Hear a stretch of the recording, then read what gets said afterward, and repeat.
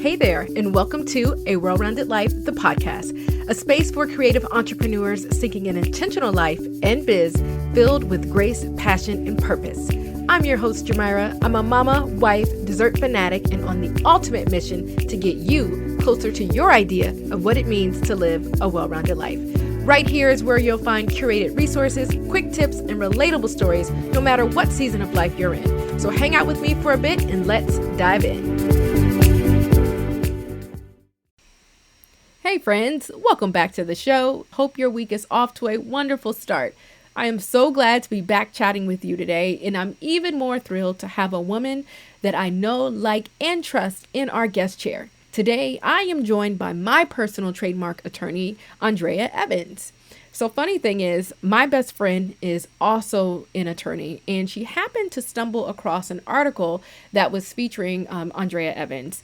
And it's funny because during that time, I was legit in a trademark battle, aka lawsuit, with a big time, big name company that I refuse to mention.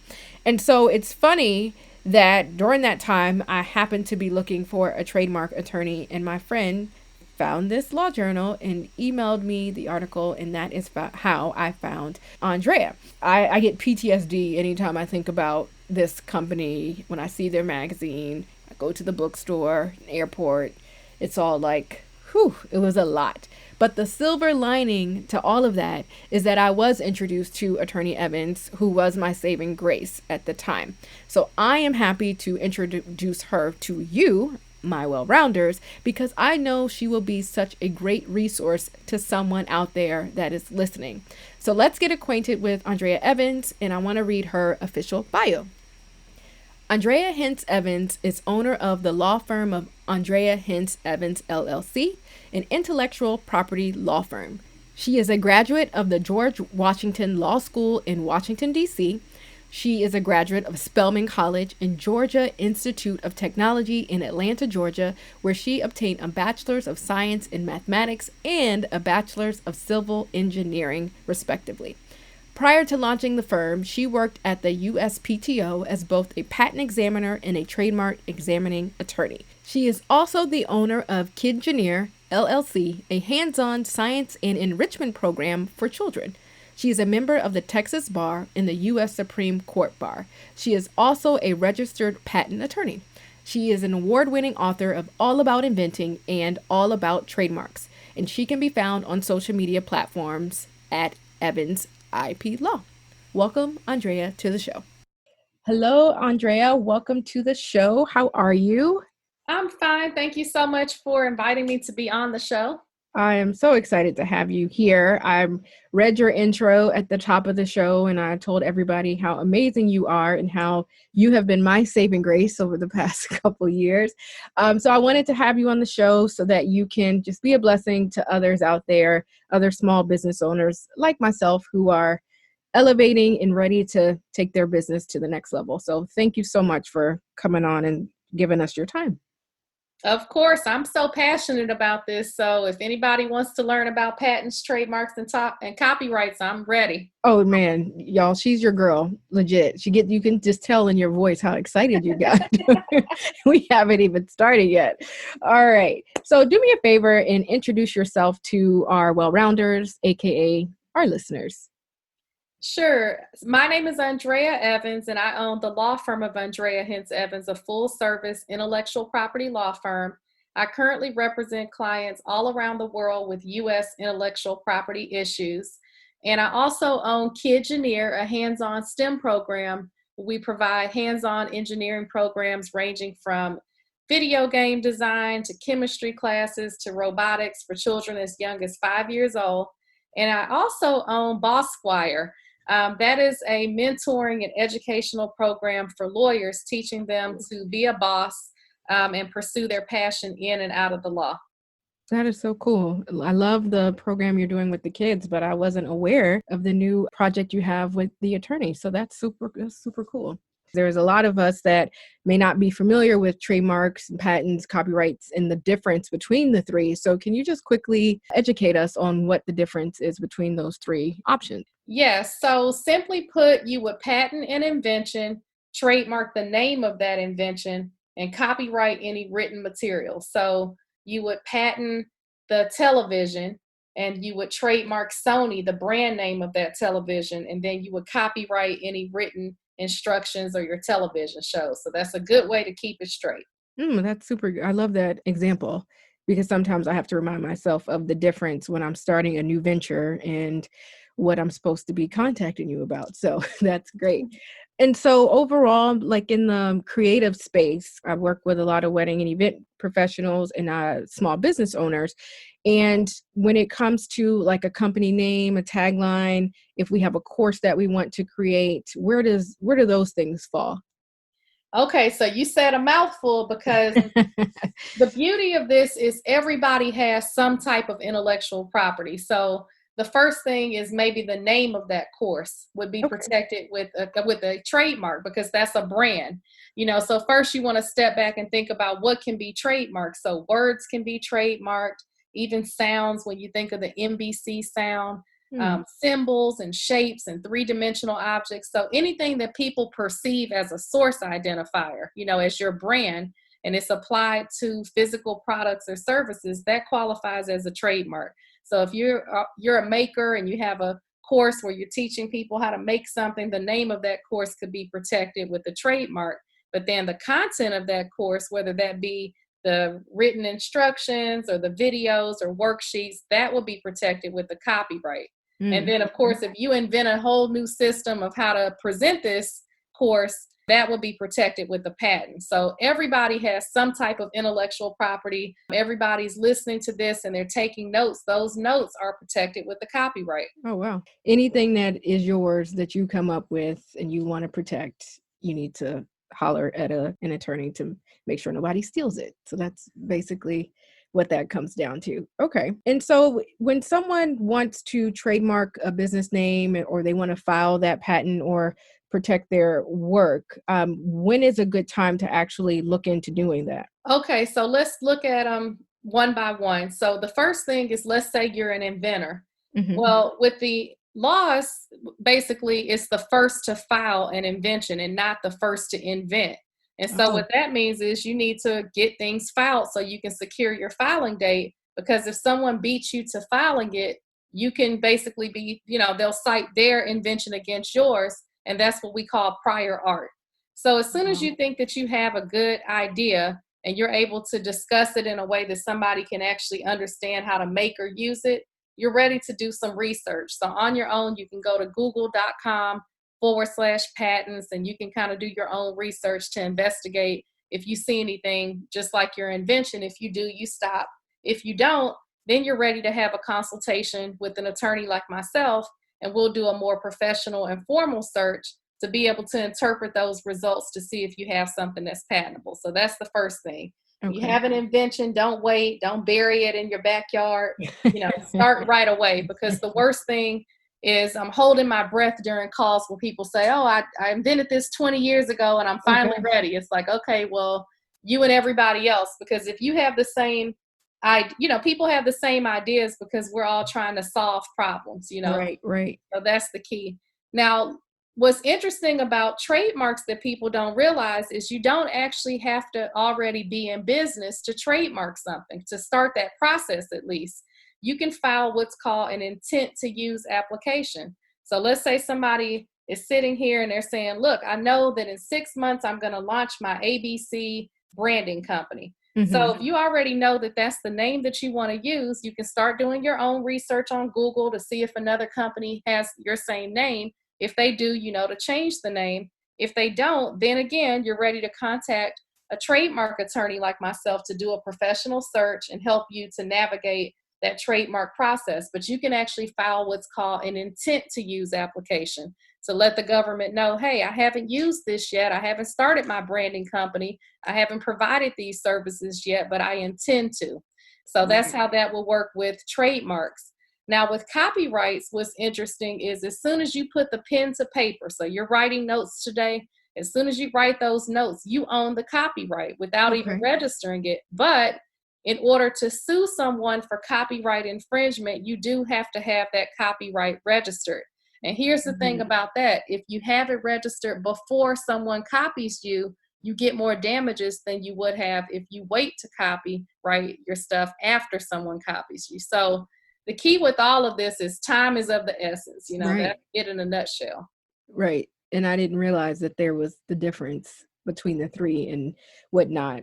So I'm learning a heck of a lot as well. And then what should we have ready to go when we feel like we are ready to move forward with filing the trademark and reaching out to, yourself or another type of attorney? Yeah, so one thing about trademarks is there's a myth that people say, oh, I want to protect my favorite word, Evans IP law. That may be my favorite word, but in order to trademark it, you have to identify goods and services that you're either using them on or intending to use that trademark on. So Mm-hmm. you want to be able to identify things that people would pay you for. So I may put Evans IP Law on a business card because I own a law firm and say, hi, here's my business card. But I wouldn't trademark that name for a business card because you're not going to call my Evans IP Law firm and order business cards. So you want to be Okay. able to identify those goods and services when you're ready to trademark. Because again, more than one person can have the same name. So I can be ABC for a shoe company, and you can be ABC for a tech company, because the public's not going to think a shoe company is providing technology and a tech company is making shoes. So Right. that's the Right. way you want to think about it. You want to be strategic and think about everything that you're using the name on or intending to use it on, because also once you file, you can't add anything else to that application. So you may have Mm. to start the whole process over. So as far as the difference between having an idea and actually trademarking something comes down to what you said, time is of the essence, and intent to use, then being able to prove that down the line that you were actually working on something or you had the name first. Would that be correct? Well, that you actually used it. So you're saying a couple of things. So the first thing is, let's step back with this idea term that you're using. So you can't really patent an idea. You really patent an invention. And so you have to be able to describe that idea, and make it a real invention so that Hmm. somebody can actually make or use it. So I have an idea that I want to be able to see comments as people listen to this podcast. That's just an idea. But the real invention is the software that you log in and you do step A, if step A, then step B. So you have to be able to describe that. So as soon as you're in a position to be able to describe what that invention is, then you're ready to get some patent research done. Now, separating that patent from a trademark, as soon as you have the name for that product, that software that I'm going to develop, then you're ready to start doing some research to say, hey, I'm ready to pursue this. The research was good. I got the green light. And so you can start the process, but before the government will actually issue that trademark, they want proof that you actually used it. Because imagine everybody filing things that they plan to use and kind of holding you up, and you have the same name, but they never use it. So Right, you don't right. get to enforce any rights until you actually get that federal trademark, so you may not get it actually. Oh, wow. Yeah, time is of the essence. That's what it sounds like. And another question I had for you is, when it comes to names, can you trademark your name if it's a common name, or even like my name is unique in itself, but then there's some people, if you're like an Ashley Smith, could you trademark your name there? And then if anybody tries to use it, try to file for damages, or how does that work when it's your actual name in business? Yeah, so that is a great question, because remember your name. So my name is Andrea Evans, and I will always be Andrea Evans. That's the name I was born with or whatever. But when I say I'm going to stamp Andrea Evans on lotion, now it becomes a brand, for Right, right. trademark. And so one of my biggest cases is Dr. Dre, the rapper, sued America's OBGYN, Dr. Dre, the gynecologist, and I represented the gynecologist. And so just like you're saying, my client was saying, hey, this is my name. I'm a medical doctor and it's my name. But again, for trademarks, you'll always be Andrea the lawyer. But if I trademark Andrea for legal services, you can't have a brand and provide those services under that brand. So when you speak, they can say introducing Andrea Evans. But if I trademark Andrea Evans, you can't use that as a brand, Andrea Evans presents kind of thing. And so a Hmm. good way to think about that is, you're right, there are a lot of names, and some people name products, especially in the beauty industry, names that aren't even living individuals. And a good example of that is Chanel. When you think of Chanel, a lot of people have kids named Chanel. Right. And there was a young Instagrammer who originally had the Chanel Instagram account, and that was her name, and she was just posting teenage pictures. But as you know, as a brand, people want to have control over their brand. So Chanel contacted her and, was able to buy her out, I guess, to get that Instagram handle. So Mhm. it's just a lot to think about with this. So you are a person, but if you don't stamp that name on something where people perceive it on the bottle of lotion, Evans IP Law lotion, then I can't stop you from being able to use Evans IP Law for lotion. So that's how Mhm. that works. So somebody can actually put your name on something, and it just so happens it's, John Doe, and both of our names are John Doe. But if I brand it as something, then technically it's mine. I can use it for that product, and I can prevent you from being able to do that. Yeah, that's a lot. And that's why you have to hire the professionals because And goodness. also, you make a good point, though. That's also why we have to look at ourselves as a brand, because Mhm. often what separates a successful business from one that's not as successful is the person behind the brand. So right now, we're realizing that brick and mortar may not be it. You need to be able to use technology, and people need to be able to access information without having to physically leave to go somewhere. So at this time, people are saying, hey, I may need to teach a class online about how to create a podcast, how to write a Right. book. And so Right. people are starting to realize they're the brand. So a lot of people buy products and services from people they know, like, and trust. And it doesn't matter, what the product is. We think about people who have their favorite hamburger, McDonald's or Burger King. If McDonald's would have said, hey, Burger King is already selling burgers, we don't need to do this. It's just competition. And so sometimes you may not have an invention that can be patented, but you have a good brand. So if I Mhm. say, you want Payless shoes as a gift for me being on this show, or Gucci shoes, it can look the same, but because it has that brand stamp Gucci on it, where the public is used to perceiving that as a valuable brand, that's how you know that trademark is worth a lot. So Mm. it's something to consider in business, because trademarks don't expire as long as you continue to use them and maintain them. So Mhm. when you think about a legacy and having a name that can last beyond your life, your kids' life, their kids' life, that's very valuable. Where Coca-Cola, for example, has had Coca-Cola since the 1800s. So Right. Yeah. something to consider. I like how you said legacy because hopefully we are all in business or doing our 9 to 5 jobs to create legacy and making sure that we're doing the work that helps our family and people down the line. So that's a great point you made there. And as a former USPTO attorney and you are a 2-time author, what is one thing you wish business owners would pay closer attention to when we are trying to file and protect our work? Well, one thing that I would point out is I wish that more people would consider hiring a professional to do things, because Mhm. what's interesting, and I know from being a lawyer that most people just don't like lawyers. When they hear the word lawyer, their stomach hurts and they think of money, or they think of a problem. But what I love about intellectual property law is what I do is I'm a real extension of somebody's team, and For I've sure. had Yeah. my business for so many years now that it's amazing to see someone go from an idea on a napkin to presenting to Shark Tank, or someone making lotion in their kitchen to now selling in Target. I think it's amazing. Mhm. And I think that people should create and, basically look at these businesses as a business and not a hobby, and treat it like a business. And my federal trademark is invest in your idea. And that's just it. You just figure out what you need, have a consultation, understand what your options are, understand the cost involved. And if you don't have that money now, you save up until you have it to do things right. Because what I Mhm. find is that often people spend more money because they didn't hire an attorney. They didn't have that research done in advance, or Raise his hand. I'm raising my hand.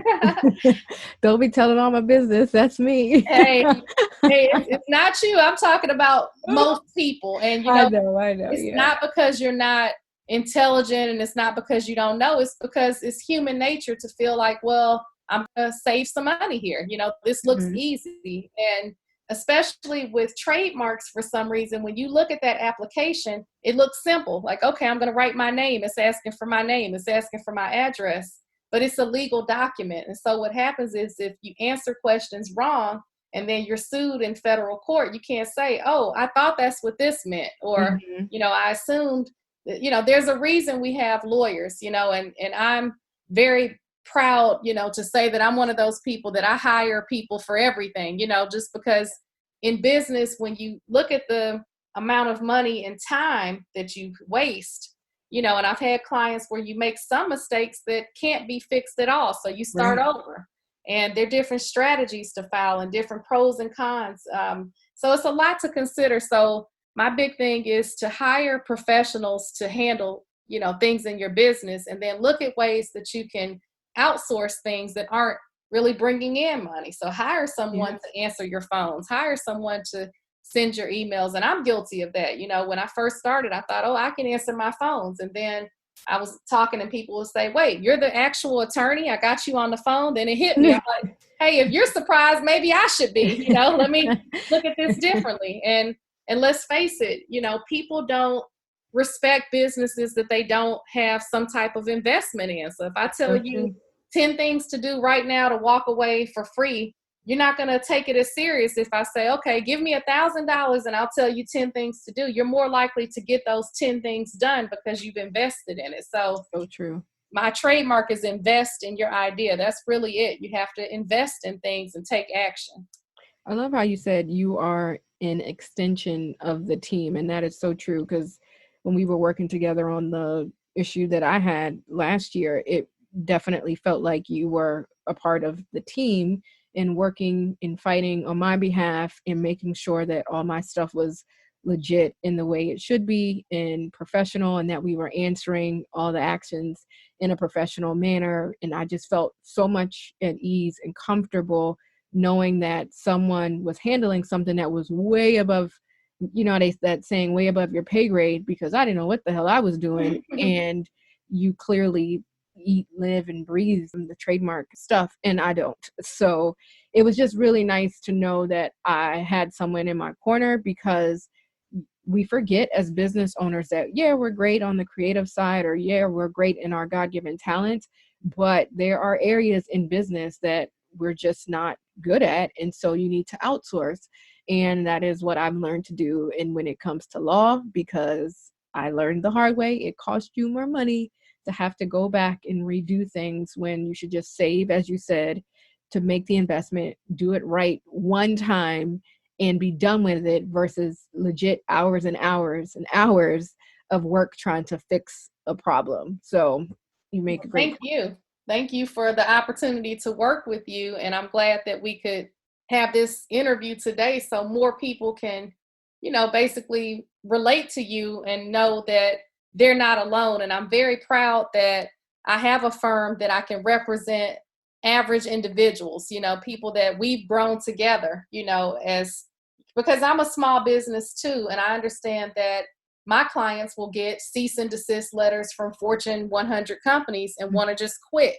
Or you get something, and because you're an individual and didn't hire an attorney, there's a strategy that, we as lawyers can say, oh, I know if I write this strong letter, she didn't even take the time to invest in an attorney to file her trademark. So when I send this letter, she's not going to pay to go consult someone. I'm just going to spell it out and hope she'll go away. And that happens a lot. So often people will change their names or walk away from a brand not realizing that it has value or that they don't have to. And Yeah. so I'm very proud that, I've worked with you and several others against mega corporations, and the client has walked away happy. So that's the thing, to be able to be an extension. And when I say an extension, because I'm very passionate about telling people, basically their options in a way that they understand it so that it's not over your head. And so you don't Right. feel stressed out about it. Plain English. And I think that was my issue, is when you do get those letters, you're trying to understand what rights you have, what you should be doing next.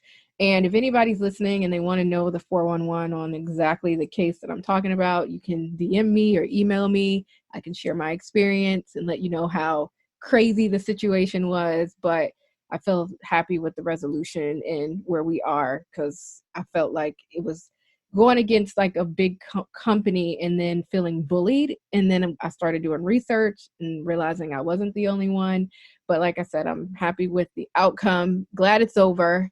so I can move on with my life. But if anybody's listening and they need some insights, you can hit me up.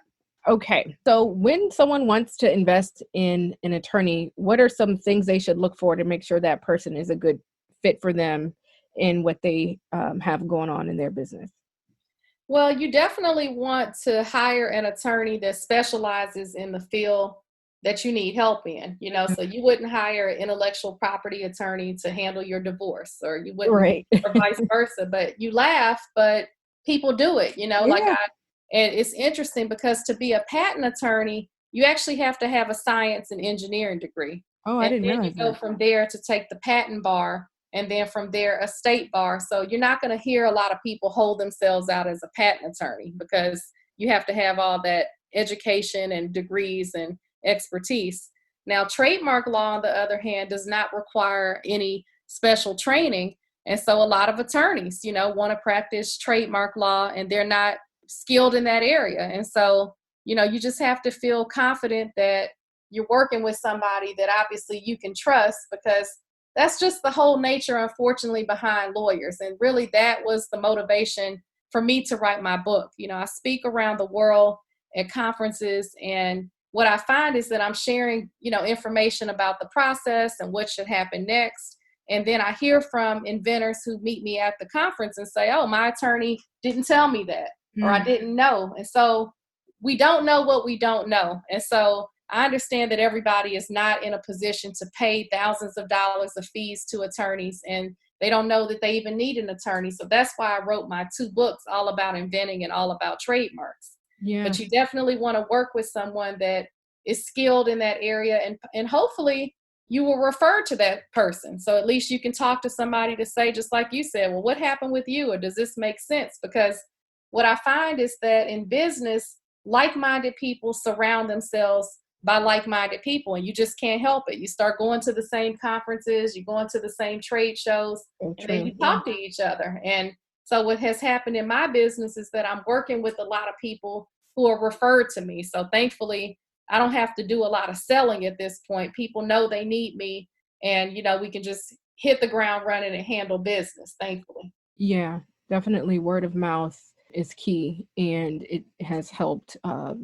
And it's funny, I tell the story earlier, but I have friends that are attorneys and they were like, you need a trademark attorney. This is over my head. I don't know anything about this, but trust an attorney that specializes in it. And so that is how I end up finding and getting to work with you, because one of my attorney friends was like, no, here you go find someone that knows this kind of stuff. Question that came up is, what steps should someone take if their trademark or copyright is being infringed on? So when you have a federal trademark, for example, it is your duty to police and enforce it. And Hmm. so what I mean by that is, don't expect the patent office to make calls for you, and don't expect for them to necessarily get it right all the time when applications are filed. So the attorney is supposed to do research, and they are looking to see if there's what's called a likelihood of confusion. But sometimes they may not necessarily get it right according to the person that owns the trademark. So I may file something similar and word it in a way that convinces them that it's different, but you may see that I filed something and know, hey, this is too close to what I do. This is Hmm. similar to what I do, because you own the trademark for things that are identical and things that are related. So that's the first thing, just making sure that you understand that, because often people get trademarks, they Google their name, and then they start sending cease and desist to everybody. And it's like, wait a minute, your trademark's for a law firm. I'm making lotion. Right, right, right. So, and then sometimes it can backfire. And this actually happened where my client got a cease and desist letter and didn't know the other person was actually infringing on her trademark, because Ooh. it's whoever uses it first. And this person assumed, hey, I got a trademark, I'm going to Google and send out these cease and desist letters. So we were able to then sue that person to say, hey, you shouldn't have received this trademark. So Ooh. you want to basically use free monitoring tools like Google Alerts, and things like that to monitor. But the key is when you see something, not just sitting back and allowing others to use it, because your trademark can then become generic, like escalator and aspirin. So if people start using your trademark, let's say as an adjective, and they start describing themselves as whatever your brand is. Now, if it's used as a common term or descriptive term, you can lose the value in your trademark. So it is up to you, because then there are cases where people say, hey, cease and desist, and I'm going to go after the mega company. And the mega company says, well, what about these other 5,000 people on Amazon using your name? And it's like, oh, you can't just pick and choose Mhm. who you sue. So when it gets to that point, before it gets to that point, make sure you're policing it and you have an attorney available, to be able to write those cease and desist letters and take action. Because if they don't comply with that cease and desist letter, then you have to know, hey, what are my next steps? How much money will I spend? Mhm. Does my insurance cover this? So it's a lot to think about, but the beauty is everything is online now. So you can Google, have Google alerts, and most of the time people find out somebody's infringing because they got a bad review for a product that they didn't sell, and Oh, they're like, wow. wait a minute, that's my competitor. I didn't even know they were using my name. Or somebody got tagged on Instagram for an award they didn't receive, or sponsorship. I mean, we laugh about it, but when you're going through it, it's not funny, Oh, I know. Yeah. but it really happens. And so, Yeah.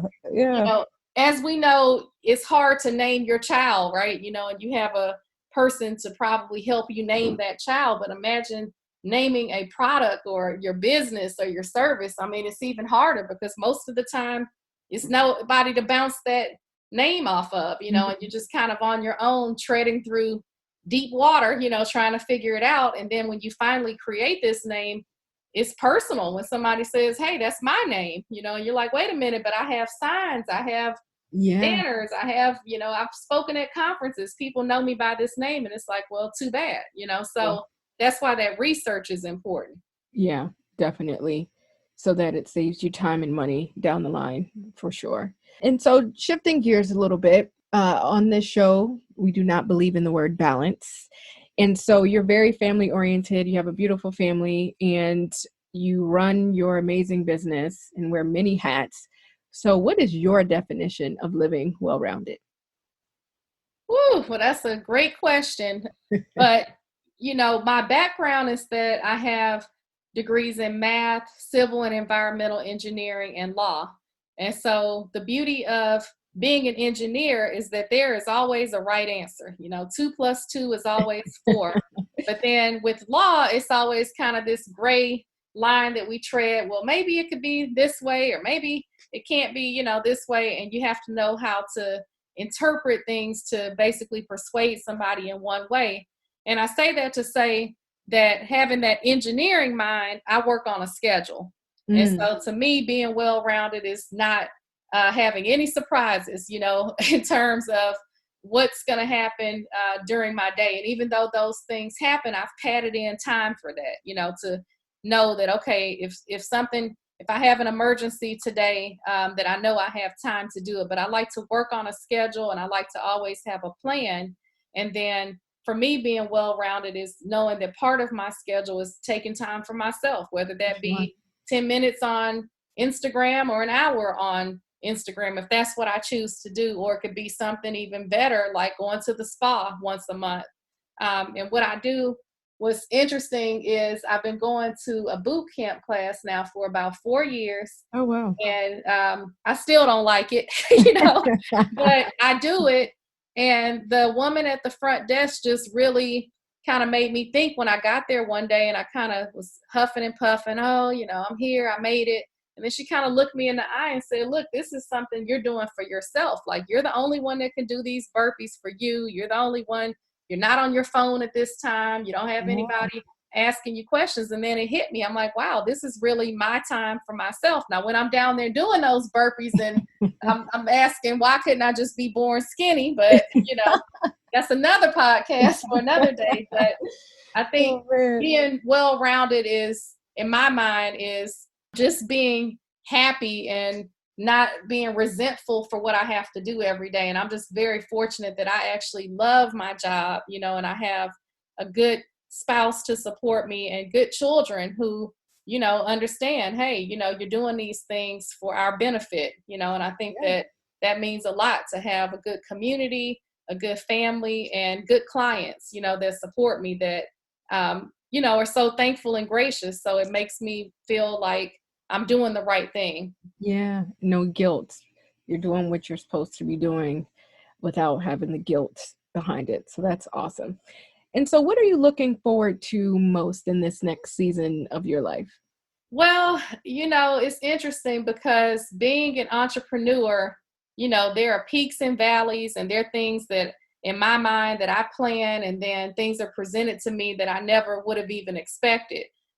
But I'm just really excited about all the opportunities that have been presented to me so far. I've been able to be on a PBS television show as a patent attorney on Make 48, where inventors have 48 hours to solve a problem.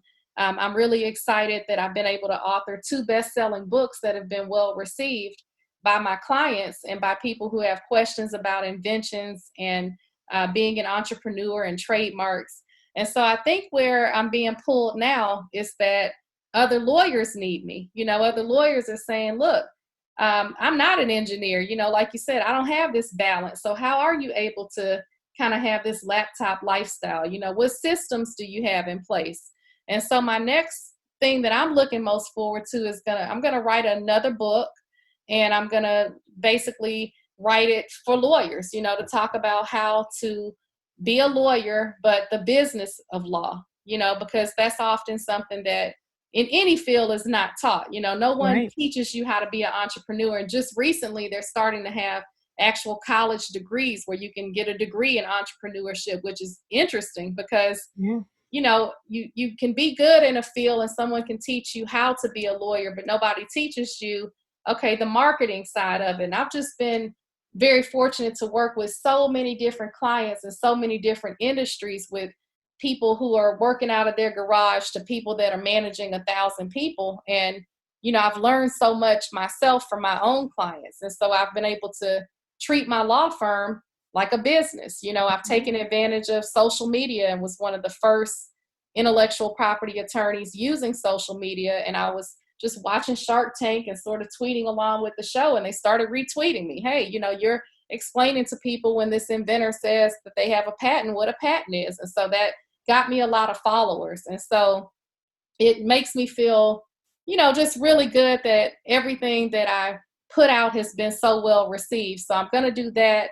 And then my other goal for my business, for my law firm, is to launch a podcast. And Yeah. so what I want to do is, people would assume that I would just talk about what a patent is and what a trademark is and what a copyright is, but I'm going to tell the stories of my clients. Hmm. So what's behind that? How did you create this business? What did you do? Because everybody has a story. And I don't know about you, but because I am an attorney, I have so much information from my clients that I have to keep confidential. Like maybe Yeah. someone started a business because, they had to leave their husband, or maybe it's just so many different stories. And I feel like people are ashamed of those stories. But then the more you talk to someone, you realize that someone else can relate to that, because people just Yeah. assume when they see that you're successful that you were given everything, and they don't know the hardships and the stories that people want to really know. They just see you at the top. So Yeah. I'm really excited about sharing those stories too. I love that. I think that's an awesome concept, the behind the scenes of these people and what their story is. And it's funny because you said, like, you can't, as the attorney, everything is confidential. And I feel like that as a coach, I don't tell all about all the clients that I have or what they come to me for, because it's very much private and it's their business. And so it is nice to have that platform of on the podcast you have coming up to be able to share more about the amazing people you get to work with. So that's really, really awesome. Yeah, thank you. But what's even better is they're going to share their own stories. Yeah, yeah, And that's what I think is important, because it's freedom, for that person to say, I'm going to take that and wear it as a badge of honor, because look at me now, I made it. And yeah, somebody else can be at that point where they think that they're hopeless, to know that, hey, I actually can do this, because it sounds cliche, but it's true. The hard work really pays off. But at this point, you have to be smart about the work that you're doing, just knowing how to have systems in place and where to spend your money and what to invest in. And that comes from having a good community around you. That is so true. That is so true. Oh man, there's so many amazing gems that you dropped today. So I know you guys listening found something helpful that you can apply in your small business as well. Because I took notes on some things that I need to holler at you about later on. So we're going to shift gears again, and we're going to do rapid fire questions, which is one of my favorite segments. So people get to know you more on a personal level. So, first question I have for you is, when you were little and growing up, what did you want to be when you grew up? I wanted to have my own television show and be a judge like Judge Wapner. So that was my goal. Okay, so you always knew you were going to be in law in some way. I knew law, but I wanted to be a TV judge. I would think that I would be the next Judge Judy, but Oh man. I'm just happy having my law firm, You're actually. So right. I mean, it's still possible. You're young, so it can happen. You never know. What is your favorite book? I love Becoming by Michelle Obama. Oh, I love that book. I love that book. You're stuck on an island. What are three things you must have besides your husband and your kids and family? Oh boy, I definitely need food. Mm-hmm. I'll take food, water, and I need my laptop and hopefully good Wi-Fi as a bonus. That's Yeah. We'll make sure we put you on an island that has Wi-Fi. Noted. Do you have a favorite restaurant? yes, I love papados. I love Cajun food. Okay, awesome. I haven't been there. That's in Houston. Yeah, I have to make my way to Houston. And what is one of the favorite places that you've traveled so far? So far, my favorite is definitely Turks and Caicos. Oh, It is mine so beautiful too. there. My favorite. I was talking to our guest Jamie from Marigold and Gray. We were talking about Turks and Caicos and our love for that island. Another vote for Turks and Caicos. Career-wise, what has been one of your most proud moments?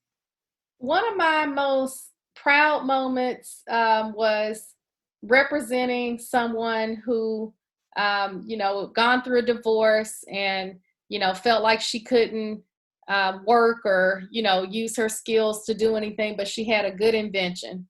And so I was able to help her to get a patent on that invention. So I'm very proud of that because that ended up being sparking her to launching her business. And, I felt really proud to be able to do something like that for her. That's so awesome. So awesome. What is a misconception that people have about you? Who knows what people think about me?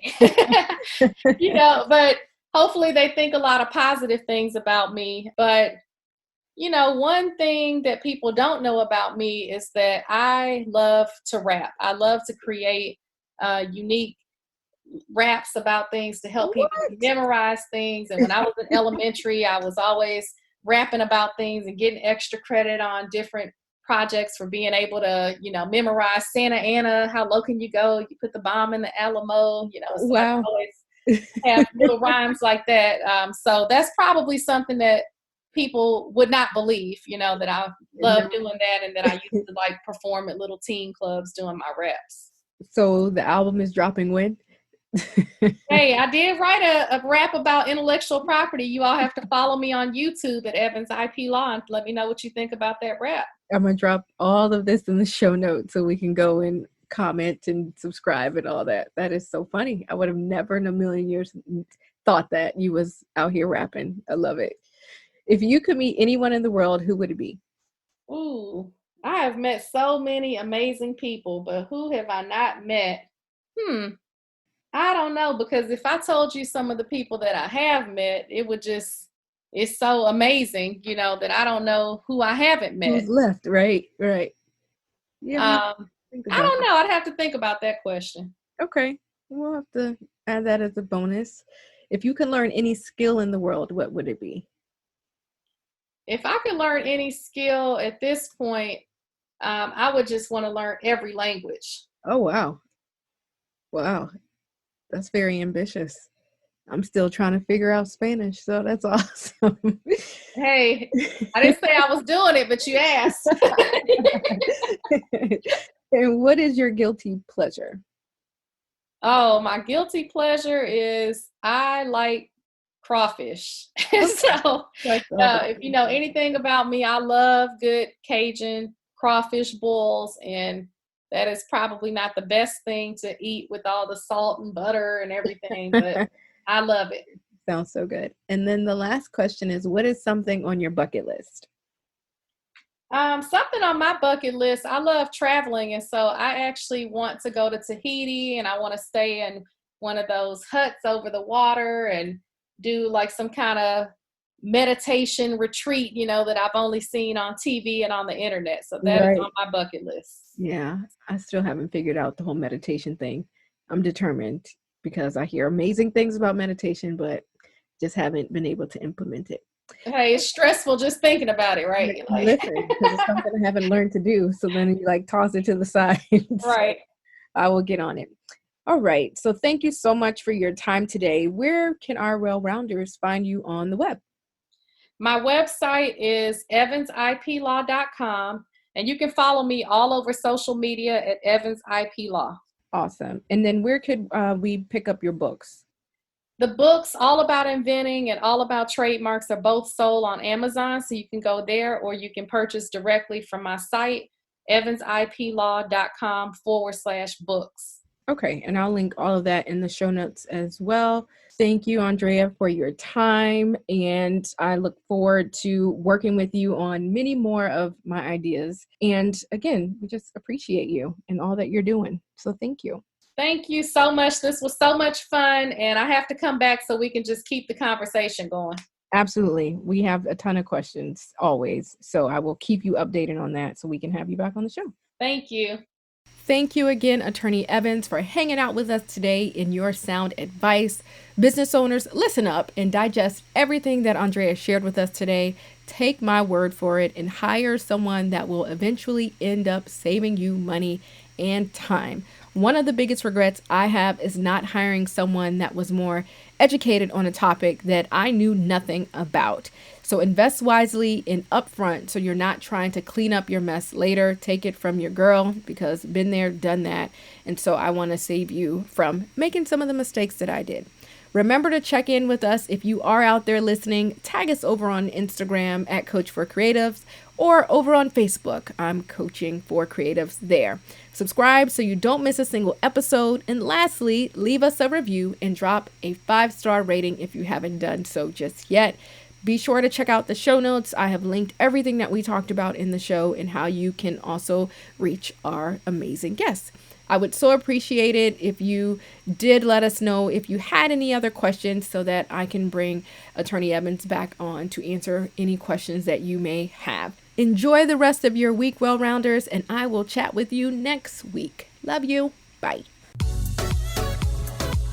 Friends, thanks for kicking it with us this week. Remember to subscribe so you're notified when a new episode airs. I'd love it if you leave us a review and share this goodness with your squad. Until next time, seek a well-rounded life and remember to focus on what matters most.